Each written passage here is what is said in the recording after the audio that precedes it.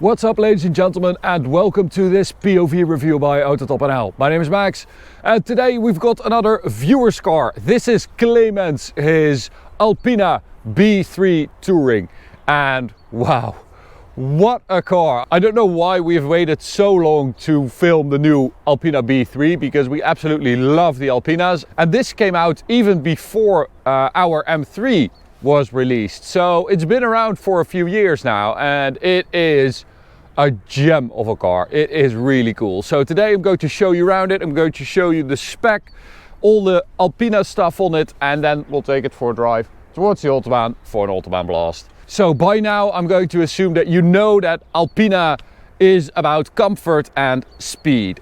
They are not about track cars, they are about comfortable, fast dailies, and they excel at that. They take a BMW product that is built on the BMW production line at the factory, and when it's almost done, the car goes to Alpina for the finishing touches like the interior and stuff like that. We've got a front splitter, for example, that has been developed at the BMW wind tunnel. So it is a functional splitter, this part, and it works in conjunction with the spoiler at the rear. So it is real stuff. We've got a floating Alpina logo in the splitter as well. Bigger intakes for cooling, improved cooling in general, and the spec is very cool. This is Grigio Telesto, which is a Lamborghini color, introduced on the Murcielago LP640, if I'm not mistaken. I can remember that Top Gear video with that falcon or whatever it was, the bird, and they mounted a camera on the bird's head, and with that Lamborghini, it was a very cool video. And I believe that that was the first time that Lamborghini used this color. It is very cool, especially because this car has all the black accents around it, like the grille, and of course the grating down here and the intakes and stuff like that.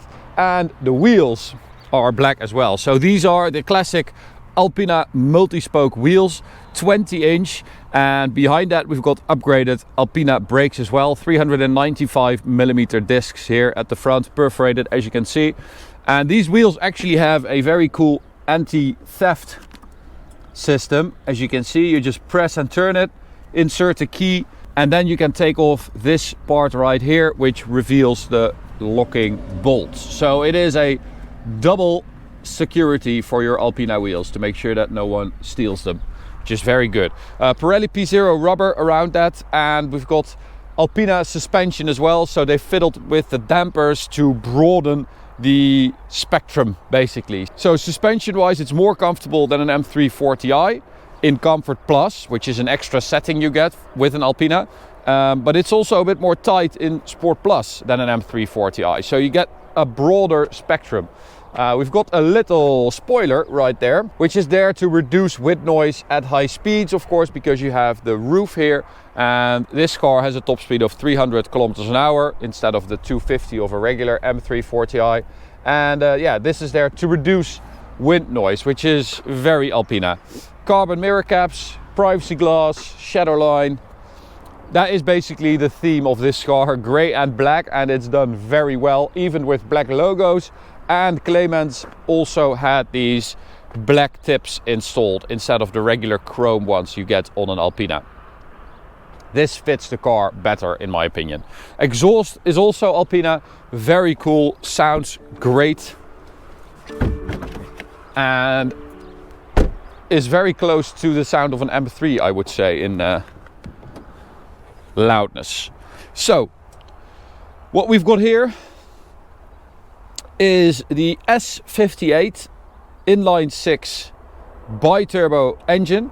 Then Alpina took the engine, installed better cooling and two smaller turbochargers, improving torque in the low rev range. So downloads got massive amounts of torque, in total 700, available from 2500 RPM. So yeah, that is a lot, and it's got 462 horsepower as well. So this car came out before the M3, as I said, but they did get to use the M3's engine. So that is really special about, you know, the close relationship between Alpina and BMW.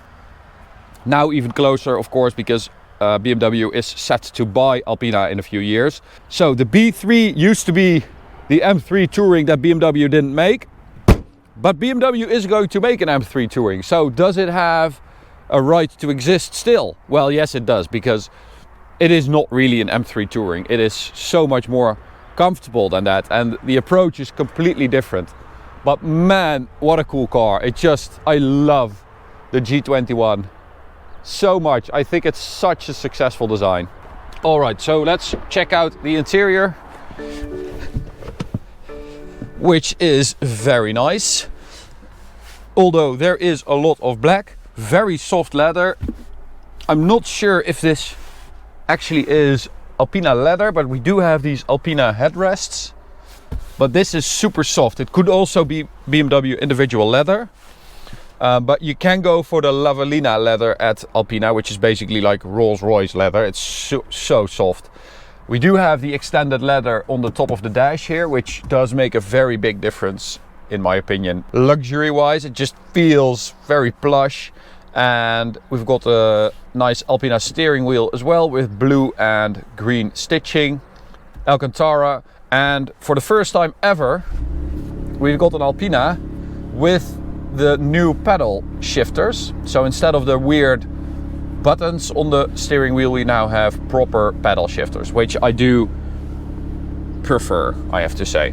We've also got a little plaque down here, BMW Alpina B3 Touring number 318. We've got the Alpina dials, of course, and when I switch to sport, you can see the colors changing. Yeah, all in all, very, very nice spec. All the carbon in the interior as well, and then some nice leather here as well. It's all very, very soft. This is basically like 7 Series leather. Let's take it for a drive and see what it's like. Because as I said, it sits right in between the M340i and the M3, and that is mainly because it's not as sharp as an M3, it's not as hardcore. You've got the ZF gearbox, the 8-speed, that has been changed by Alpina for a bit more sporty shifting. But the car in general feels more like a very, very fast and a bit more tied down M340i than it does an M3. But it's just so capable at covering a lot of ground at high speed. It's unlike anything. These Alpina cars, they just feel like their own thing, which is great. So we've got this truck ahead of us, so I'm going to do a launch so we get some space between us. That means that we are going to go for sport mode, sport plus, and traction control in sport mode as well. Now we've got all-wheel drive, of course, the X-Drive system.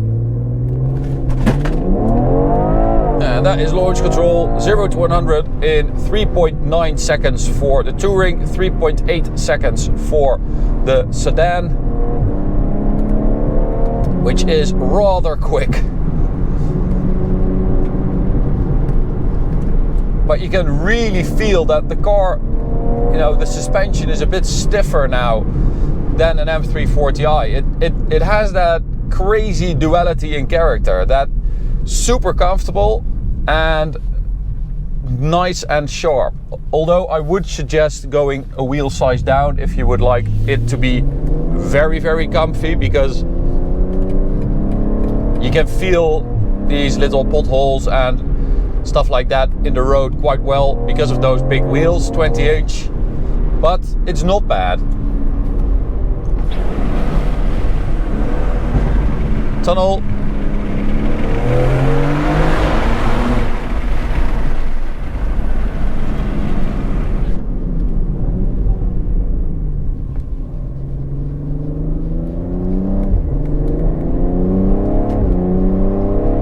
But it's mainly that torque that really impresses. That's 700 Newton meters from 2500 RPM.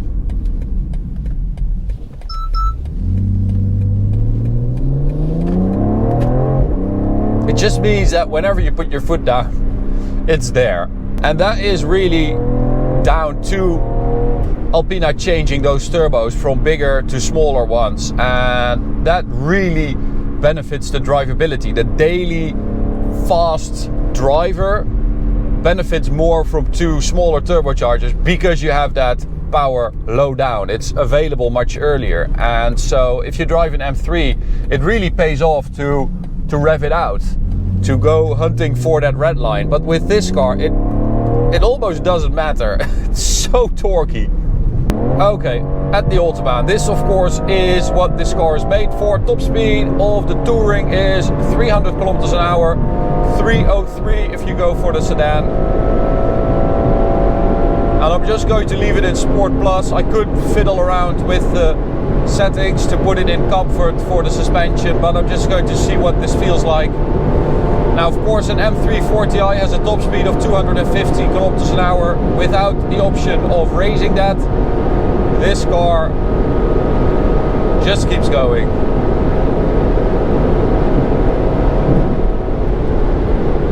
That was 290 already. That is quick. Now, of course, we also measured the 100 to 200 kilometer an hour performance, which was 9.64, which is very quick. If you compare that to an M340i, for instance, that does 11.2 seconds, and it is actually the same 100 to 200 time as Martijn's M340i with the race chip. So that kind of confirms the power output because they do around the same power. But I mean, that gearbox, that shift is very quick as well. That is a nice upgrade too.